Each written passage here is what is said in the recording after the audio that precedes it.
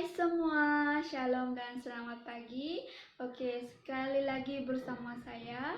Oke, mari sebelum kita mulakan ibadah online kita pada pagi hari ini, saya akan bawakan kita dalam doa.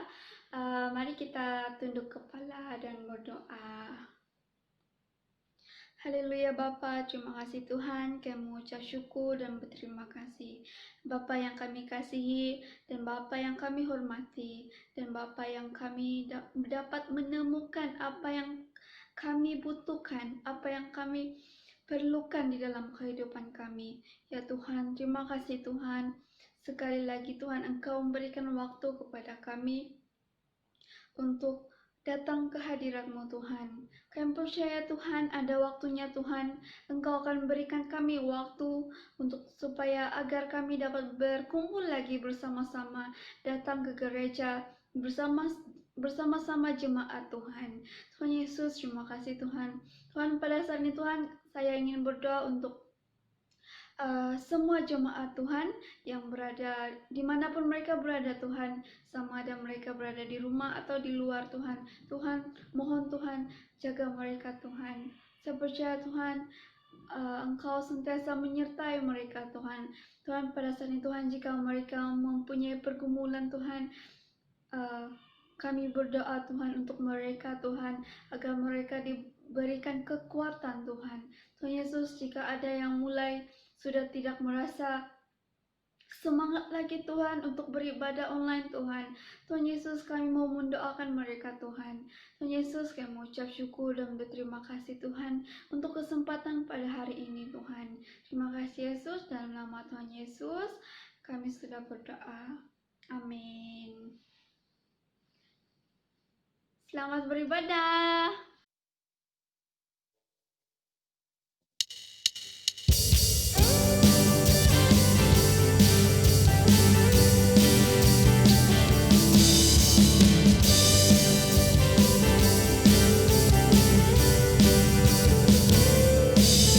Masuki gerbangnya dengan hati bersyukur, halamannya dengan pujian. Kataku hari ini harinya Tuhan, ku bersuka sebab kehadiran-Mu. Kehadiran-Mu, oh kehadiran-Mu, ku bersuka sebab kehadiran-Mu. Kehadiran-Mu, oh kehadiran-Mu, ku bersuka sebab kehadiran-Mu. Masuki gerbangnya dengan hati bersyukur, halamannya dengan pujian. Kataku hari ini harinya Tuhan, ku bersuka sebab kehadiran-Mu. Kehadiran-Mu, oh kehadiran-Mu, ku bersuka sebab kehadiran-Mu. Kehadiran-Mu, oh kehadiran-Mu, ku bersuka sebab kehadiran-Mu. Kehadiran-Mu, oh kehadiran-Mu, ku bersuka sebab kehadiran-Mu. Kehadiran-Mu, oh kehadiran-Mu, ku bersuka sebab kehadiran-Mu. Ku bersuka sebab kehadiran-Mu. Ku bersuka sebab kehadiran-Mu.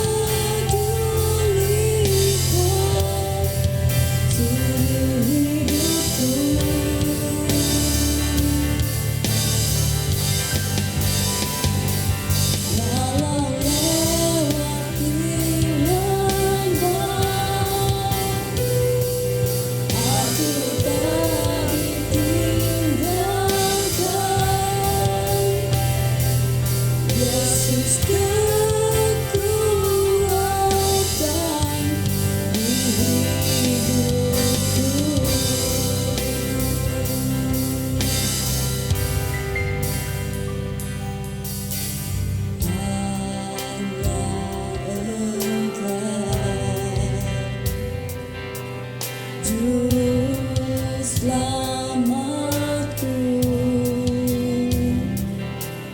Tuhan Kau setia padaku.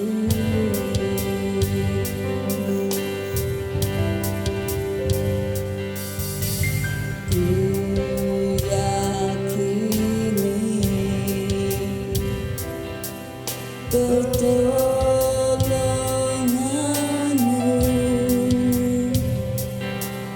takkan terlambat bagiku.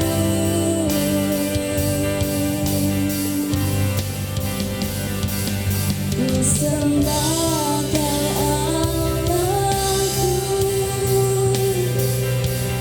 Bapa dan sahabatku, Kau yang pedulikan seluruh hidupku.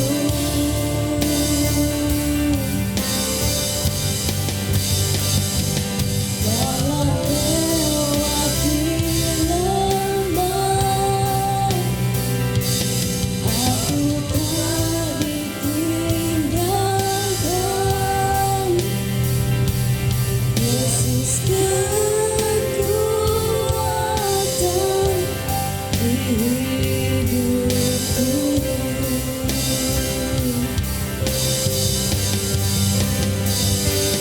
Ku sembah Kau Allahku, Bapa dan sahabatku, Kau yang pedulikan seluruh hidupku.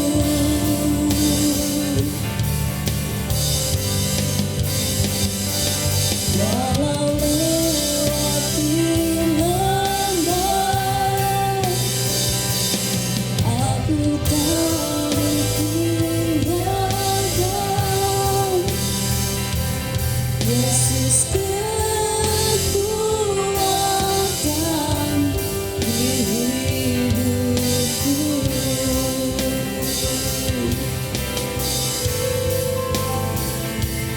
Yesus kekuatan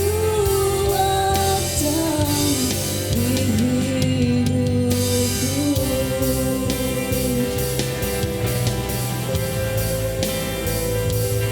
Yesus kekuatan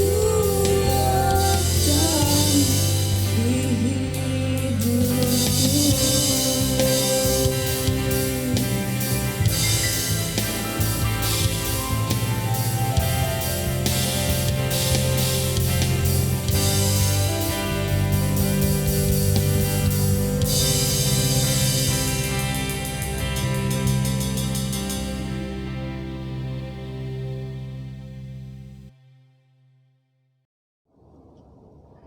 Shalom, selamat pagi, berjumpa kembali dalam ibadah online kita. Saya bersyukur kepada Tuhan karena sekali lagi pada pagi hari yang diberkati Tuhan ini, kita dapat bertemu kembali dalam ibadah online kita seperti kebiasaan yang kita semua nikmati. Saya bersyukur sebab pemeliharaan Tuhan luar biasa dalam hidup kita. Kita menyaksikan betapa baiknya Tuhan, kita menyaksikan betapa ajaibnya pemeliharaan Dia dalam hidup kita. Dalam situasi seperti yang kita alami hari-hari ini, kita tahu bahwa Tuhan memelihara, menjaga dan menolong kita. Sebab itu, untuk meneruskan pemberitaan firman pada pagi hari yang diberkati Tuhan ini, mari kita berdoa bersama-sama, tunduk kepala dan kita berdoa bersama-sama. Kamu yang ada di rumah, dimanapun Anda berada, selesakan diri Anda, fokuskan hati, fokuskan pikiran kita untuk ibadah kita. Sebab hari ini adalah hari untuk memuliakan Tuhan. Hari ini adalah hari untuk meninggikan Dia. Hari ini adalah hari di mana kita mengingat Dia sebagai Tuhan kita, sebagai Raja kita, sebagai Allah yang memiliki dan berdaulat atas hidup kita. Mari kita berdoa bersama-sama dan saya pimpin dengan doa yang kedengaran. Bapa di surga, kami bersyukur kepadamu. sebab kami menikmati kebaikan-kebaikan Tuhan. Kami menikmati pemeliharaan Tuhan yang ajaib dan luar biasa di dalam hidup kami. Sepanjang hari-hari yang lalu, sampai saat pagi hari yang diberkati ini, kami telah menikmati kebaikan Tuhan. Kami menikmati penjagaan Tuhan. Kami menikmati kemurahan Tuhan yang luar biasa di dalam hidup kami. Oh, haleluya Bapa, terpujilah nama-Mu. Terima kasih atas semuanya itu Bapa. Kami tidak dapat mengatakan sesuatu yang lebih daripada ucapan syukur kami seperti ini. Kepada Tuhan yang mulia, kepada Tuhan yang agung, kepada Tuhan yang segala-galanya seluruh hidup kami bergantung. Dimuliakanlah Engkau, termulialah nama-Mu, dan biarlah seluruh hidup kami hanya untuk memuliakan Tuhan. Dan kami rindu supaya hidup kami akan menjadi puji-pujian bagi Tuhan saja. Haleluya, Tuhan terpuji nama-Mu. Ini doa kami di dalam nama Tuhan Yesus Kristus. Kami sudah berdoa. Amin. Seperti yang kita telah pelajari dan kita tahu sepanjang bulan ini dan beberapa minggu, dan ini adalah seri yang terakhir untuk pembelajaran kita bagi tema ini, di mana kita mau belajar tentang berbuah dalam Kristus. Pada minggu yang lalu kita telah belajar tentang mengapa ada orang yang dapat berbuah dan mengapa tidak. Rupa-rupanya bagi orang yang tidak dapat berbuah dalam Tuhan itu ada penyebab mengapa mereka tidak dapat berbuah. Tentu sekali mereka tidak dapat berbuah karena iman mereka, rohani mereka mengalami kemunduran. Nah, ada penyebab-penyebab kemunduran rohani yang sudah kita pelajari pada minggu yang lalu. Untuk pagi hari ini, kita akan pelajari akibat daripada kemunduran rohani itu apabila dibiarkan. Apabila tidak mendekatkan diri kepada Tuhan, Dia akan memberi akibat yang terlalu berat, terlalu besar untuk kita. Sebab itu, kita mau pelajari akibat bagi kemunduran rohani yang akan membuat seseorang itu benar-benar tidak dapat berbuah dalam Kristus. Tidak dapat menghasilkan buah di dalam Tuhan. Ada akibatnya setelah kita membiarkan kemunduran rohani itu menjadi-jadi dalam hidup kita. Nah, saya mau membacakan beberapa bahagian firman. Pertama di dalam 2 Timotius pasal 3 ayat 5. 2 Timotius pasal 3 ayat 5, firman Tuhan dalam bahagian ini berkata begini, secara lahiriah mereka menjalankan ibadah mereka, tapi pada hakikatnya mereka memungkiri kekuatannya.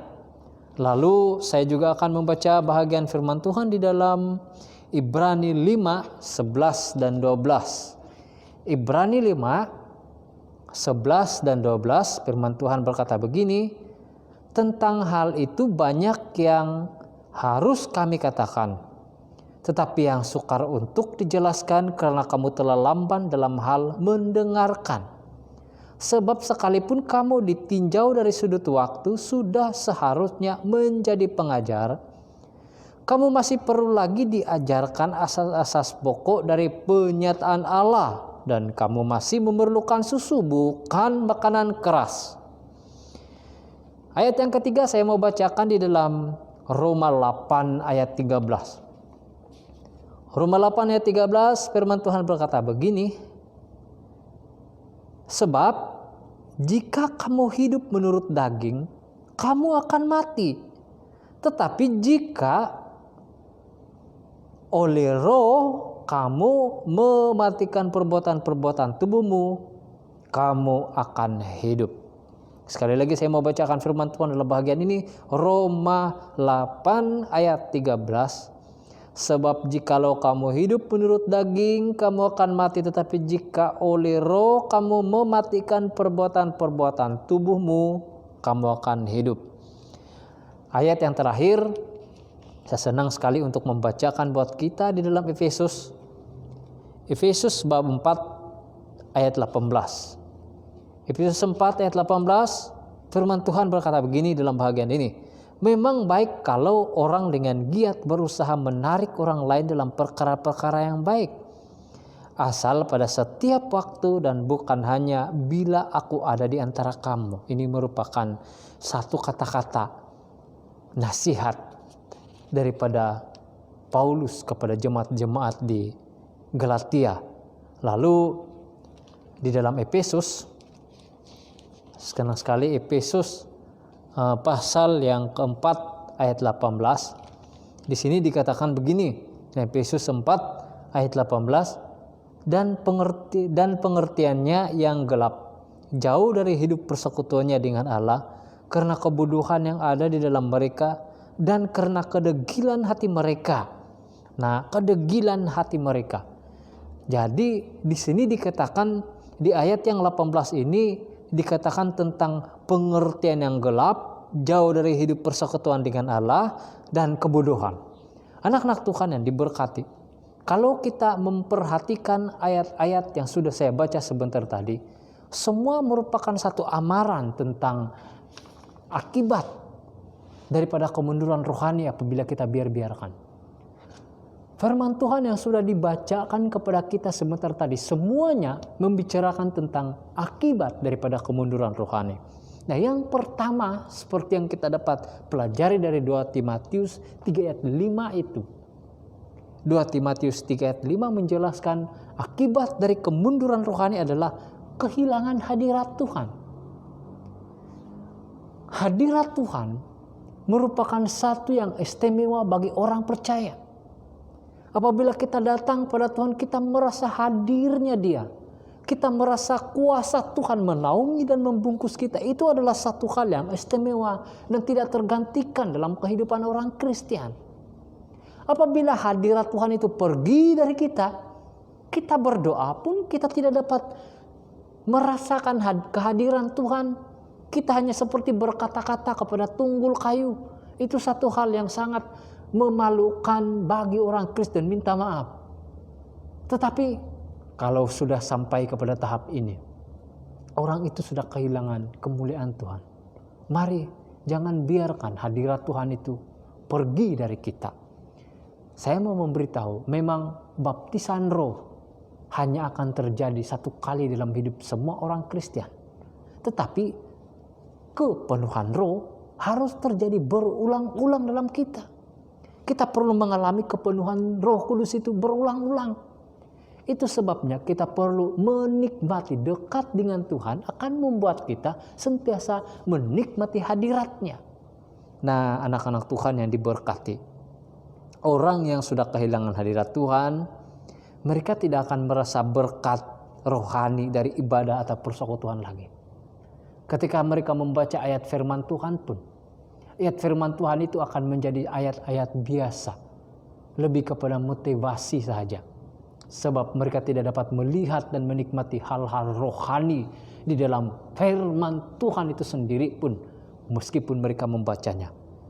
Kita akan hati-hati, inilah akibatnya kalau kemunduran rohani dibiarkan terjadi dalam hidup kita. Jangan sampailah hal ini terjadi. Doa saya, ini hanya merupakan satu pengetahuan kepada saya dan saudara, supaya kita tahu berapa parahnya, sangat parah kalau kita telah kehilangan kemuliaan Tuhan. Apabila kita sudah mengalami kemunduran rohani, maka hal ini yang terjadi. Orang akan jauh daripada hadirat Tuhan. Dan jauh dari hadirat Tuhan itu kemalangan yang besar bagi hidup orang Kristen. Hati-hati. Jangan sampai hadirat Tuhan itu menjauh dari kita. Kita kena kembali pada Tuhan. Bangkit lagi, kita tidak ada pilihan. Kita kena benar-benar duduk di kaki Tuhan. Datang pada Dia, menyerahkan hidup kita kepada Dia. Bina kembali, bentuk kembali, kuatkan kembali iman kita. Jangan lagi bosan dengan hal-hal rohani yang kita nikmati setiap hari. Ataupun yang seharusnya kita alami setiap masa di hadapan Tuhan. Yang kedua, anak-anak Tuhan yang diberkati, akibat dari kemunduran rohani adalah pertumbuhan rohani dia terbantu. Kalau kita pernah menanam pokok, harapan kita pada pokok itu adalah supaya pokok itu bertumbuh. Saya memberitahu, pokok merupakan gambaran, perumpamaan bagi iman kita. Selalu merupakan gambaran bagi iman kita. selalu merupakan perumpamaan bagi iman kita. Iman kita pun dapat bertumbuh. Tapi kalau kita mengalami kemunduran rohani, dan kemunduran rohani itu kita biarkan terjadi begitu saja, satu saat nanti pertumbuhan rohani kita akan terbantut. Kita tidak akan dapat kemana-mana lagi. Sebenarnya bagi orang Kristen, kita sepatutnya dapat berkembang dalam iman. Terlalu banyak orang yang dapat kita jangkau. Terlalu banyak orang yang dapat kita berkati dengan hidup kita. Terlalu banyak orang yang sepatutnya mengalami sesuatu yang dari Tuhan melalui hidup kita. Meskipun kita terbatas, meskipun kita mengakui bahwa kita memang tidak mampu buat lebih daripada apa yang kita mampu, tetapi kita kena bertindak sesuai dengan kapasiti yang kita ada, sesuai dengan kemampuan yang kita ada, konsisten dengan apa yang Anda mampu, dan Tuhan akan menggunakan pakai Anda dengan cara Tuhan sendiri dan waktu Tuhan untuk Anda. Kalau tidak, kita akan terbantu. Kita tidak dapat berkembang. Orang yang terbantu rohaninya biasanya mereka hanya suka dengan bahagian firman Tuhan yang menghiburkan hati. Hanya suka dengan bahagian-bahagian firman Tuhan yang suka membuat mereka terdorong seketika. Mereka hanya suka dengan penyampai-penyampai firman yang memenuhi dan membuat telinga mereka senang untuk mendengarkannya. Tetapi hal-hal yang dapat membina, membentuk mereka, mereka selalu tolak. Itulah sebabnya timbullah kemunduran rohani. Saya memberitahu, sebenarnya sudah tiba waktunya bagi kita untuk makan makanan keras. Sebagai orang-orang yang sudah lama ikut Tuhan, kita akan benar-benar belajar untuk matang dalam iman kita. Kita tidak boleh berada di takuk yang lama. Kita akan benar-benar dapat menerima semua keadaan. Marilah belajar untuk matang di dalam Tuhan. Mari kita berkembang dalam keadaan kita, di mana Tuhan telah memanggil kita. Jangan membandingkan diri kita, gereja kita, community kita dengan yang lain. Orang lain itu hebat menurut pandanganmu, tapi kamu tidak tahu kita juga sebenarnya hebat menurut pandangan orang lain. Sebab mengapa? Kalau kita konsisten dalam apa yang kita buat. Orang lain punya cara menarik, hebat dan luar biasa dipakai Tuhan menurut Anda. Sebenarnya cara kita juga begitu. Sebab Tuhan tidak pernah desain kita dengan merugikan Tuhan. Ada saja cara Tuhan untuk mengguna pakai kamu di tempat di mana Tuhan telah memanggil kamu, di mana Tuhan telah meletakkan kamu. Tuhan punya cara yang ajaib. Ikutlah Tuhan, ikutlah cara Tuhan. Jangan ikut apa yang Anda pikir, selalu begitu. Anak-anak Tuhan, mari jangan biar iman kita, rohani kita terbantut. Iman kita perlu bertumbuh, rohani kita perlu bertumbuh. Dalam keadaan pandemik seperti ini sekalipun, kita karena benar-benar committed untuk bertumbuh dalam iman. Jangan kaku, jangan jadi orang yang kaku. Kita karena benar-benar bertindak sesuai dengan kehendak Tuhan. Kita karena benar-benar berani untuk melakukan sesuatu perubahan untuk diri kita.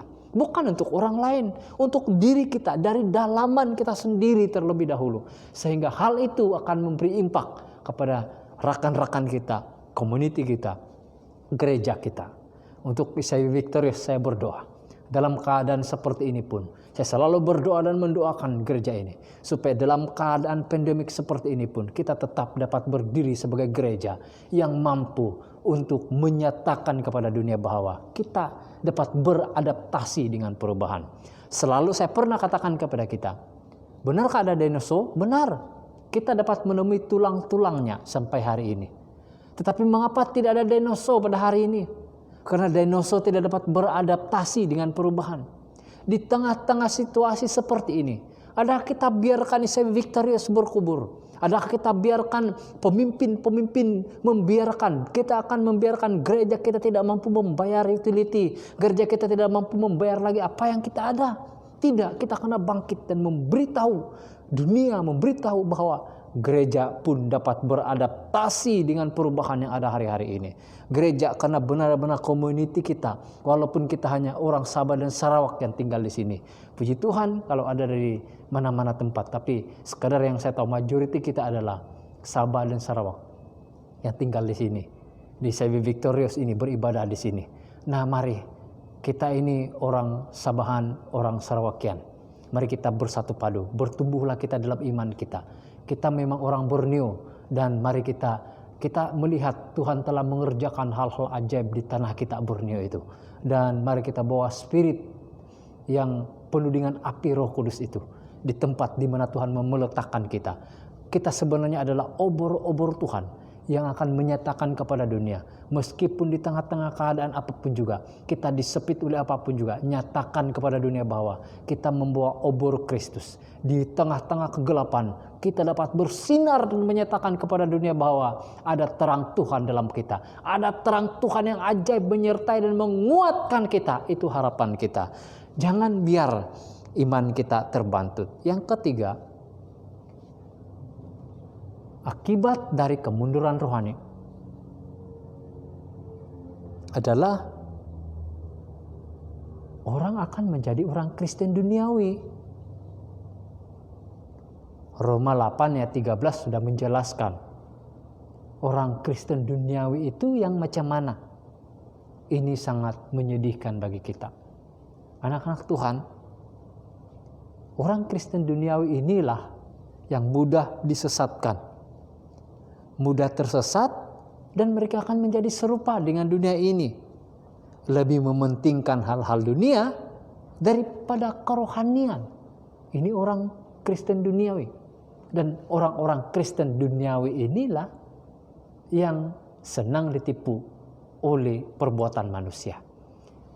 Filsafat manusia berkata begini, kamu lakukan yang terbaik, maka kamu akan dapat yang terbaik dari manusia. Filsafat dunia mengatakan bahwa kamu akan buat yang baik dan Tuhan yang Maha Tinggi akan membalaskan yang baik kepadamu. Tetapi Alkitab berkata lain. Lakukan yang terbaik di hadapan Tuhan, maka Tuhan akan melipat gandakan engkau. Kita fokus pada Tuhan, bukan pada orangnya. Kita fokus pada Tuhan, bukan pada dunianya. Dan apabila kita fokus pada Tuhan, memuliakan Dia, meninggikan nama Tuhan, dan biarkan Tuhan yang kita benar-benar utamakan, apapun yang kita buat Tuhan yang kita utamakan, apapun yang kita buat Tuhan yang kita pandang, maka yang lain itu Tuhan sendiri akan sentuh. Tuhan sendiri akan melakukan pekerjaan Tuhan itu sendiri. Yang tidak mampu kita buat, itu selalu Tuhan akan lakukan. Anak-anak Tuhan yang diberkati, jangan biar iman kita mati. Memang akan terjadi kematian rohani. Dalam Efesus 4 ayat 18 menjelaskan bahwa akan terjadi kematian rohani juga. Orang yang mati rohani akan jauh dari persekutuan dengan Tuhan, terpisah dengan kasih Allah, terbukti sebagai bukan pilihan dia kita konsisten dalam hal itu, kita sudah mati secara rohani. Dan akhirnya kita kembali kepada Bapa dalam keadaan seperti itu. Ini sangat menyedihkan. Mari berhati-hatilah dengan masalah-masalah ini. Jangan sampai kita mengalami kematian rohani. Di tengah-tengah pandemik seperti ini, kita kena beradaptasi sekali lagi. Kita kena dapat menyerap tekanan yang kita ada. Mari bangun dan bangkit lagi. Sebenarnya kekristenan itu adalah bukan soal agama. Kekristenan adalah hubungan pribadi kita dengan Tuhan. Dia tidak perlu dipengaruhi oleh siapa-siapapun juga. Tetapi dia adalah hubungan saya dengan Tuhan. Dia adalah hubungan Anda dengan Tuhan. Dan ini yang kita kena bentuk. Kekristenan adalah persekutuan dengan Tuhan. Relationship with God. Mari kita bina dan bentuk hubungan kita dengan Tuhan. Biar nama Tuhan ditinggikan di dalam kehidupan kita. Anak-anak Tuhan yang diberkati, ini adalah tema ataupun pelajaran terakhir bagi tema berbuah dalam Kristus. Dan kita telah mempelajari dengan sangat terperinci bagaimana kita berbuah, apakah akibatnya bila kita berbuah, apa keuntungannya bagi kita apabila kita berbuah, apa berkat-berkat yang Tuhan sediakan apabila kita berbuah. Tetapi kita juga diajar apa penyebab orang-orang itu tidak dapat berbuah.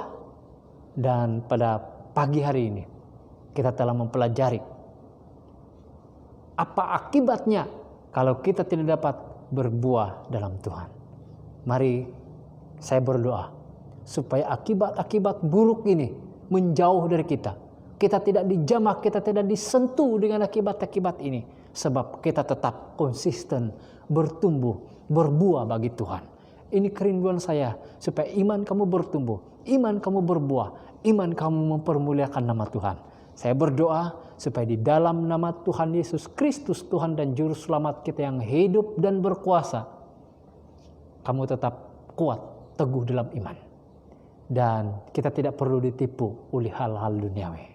Kita tidak perlu ditipu dengan kepercayaan-kepercayaan yang lain. Kita kena pahami bahwa Tuhan orang lain berbeza dengan Tuhan kita. Dan Tuhan kita itu sanggup mati bagi kita dan bangkit lagi untuk kita. Apakah maksudnya? Dia membuktikan bahwa dia sanggup segala-galanya. Apa yang agama lain katakan mustahil, dia katakan tidak mustahil. Apa yang dunia katakan mustahil, dia katakan tidak ada mustahil. Bahkan dia sanggup, segala-galanya dia sanggup. Untuk menyelamatkan kita, dia sanggup. Dan hari ini kita tidak ada pilihan, kita akan tunduk, berserah dan memberikan hidup kita hanya bagi dia. Sebab mengapa? Tuhan sudah menyatakan betapa kasihnya besar bagi kita. Itu juga yang perlu kita nyatakan bagi dunia. Kita akan mengasihi orang-orang yang belum menerima Tuhan, mengasihi orang-orang yang tidak mengenal dia, mengasihi orang-orang yang tidak pernah menikmati kasih dan kebaikan Tuhan. Mengapa itu? Sebab mereka tidak mengalami apa yang kita alami. Tetapi jangan sampai yang kita alami ini sendiri pun pergi dari kita. Sebab apabila kita jatuh dalam kemunduran rohani, kita akan kehilangan hadirat Tuhan. Ini yang bahaya. Lalu mari kita tunduk kepala dan saya mau berdoa bagi kita. Saya berdoa di dalam nama Tuhan Yesus supaya kita tidak akan kehilangan hadirat Tuhan. Kita tidak akan menjauh dari Tuhan. Dan kita akan terus bangkit, berjalan terus bersama Tuhan. Di tengah-tengah keadaan seperti ini kita dapat beradaptasi dan tetap berbuah, mempermuliakan nama Tuhan. Mari berdoa dan saya akan pimpin kita dalam doa. Saya juga mau berdoa bagi mereka yang akan memberi.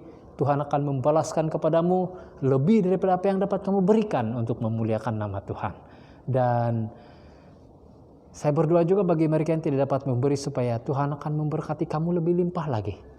Supaya di masa akan datang kamu akan menikmati berkat Tuhan yang besar dan mengingat bahwa dari Tuhanlah semuanya itu dan kamu akan bersyukur kepada Dia kembali. Mari berdoa dan saya akan aminkan doa setelah doa bersama-sama. Bapa di surga, kami bersyukur kepadamu Tuhan. Dan kami telah mendengar kebenaran firman Tuhan dengan secara jelas bagaimana Tuhan mengajarkan kepada kami bahwa Tuhan rindu, Tuhan mau supaya kami berbuah dalam Kristus, Tuhan penyelamat kami. Dan kami pada pagi hari ini telah belajar tentang akibat kalau kami tidak berbuah dalam Tuhan. Akibat daripada kemunduran rohani itu dan sangat bahaya dan menakutkan sekali. Dan biar ini hanya menjadi pengetahuan kami semata-mata, di mana ini menjadi peringatan kepada kami. Sehingga kami akan menjauhkan diri daripada apa yang sedang melanda banyak orang ini. Dalam nama Tuhan Yesus kami berdoa supaya anak-anak Tuhan dimanapun mereka berada, kalau mereka di dalam masalah, beri mereka jalan penyelesaian atas masalah mereka. Yang sakit Tuhan sembuhkan, yang berduka cita Tuhan hiburkan, dan yang di dalam masalah Tuhan lepaskan mereka.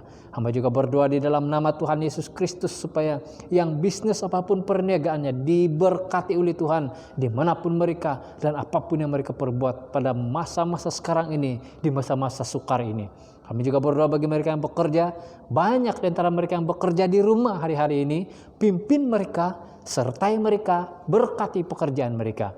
Anak-anak yang bersekolah dan bersekolah secara online, Engkau memberkati mereka dimanapun mereka. Anak-anak muda yang beribadah secara online dimanapun mereka beribadah, di situ Tuhan menyertai, di situ Tuhan memberkati mereka terus-menerus. Haleluya Tuhan. Sebentar nanti kami akan memberi pemberian persembahan dan persepuluhan. Tuhan akan memberkati anak-anak Tuhan yang memberi, dan yang tidak dapat memberi juga Tuhan akan berkati, supaya di lain kesempatan kami dapat memberi dengan penuh sukacita dan nama Tuhan ditinggikan dan dipermuliakan. Terima kasih Bapa, ini doa kami di dalam nama Tuhan Yesus Kristus. Semua anak-anak Tuhan, mari kita katakan sama-sama amin. Haleluya. Tuhan memberkati Anda dan kita jumpa lagi minggu depan. Tuhan memberkati.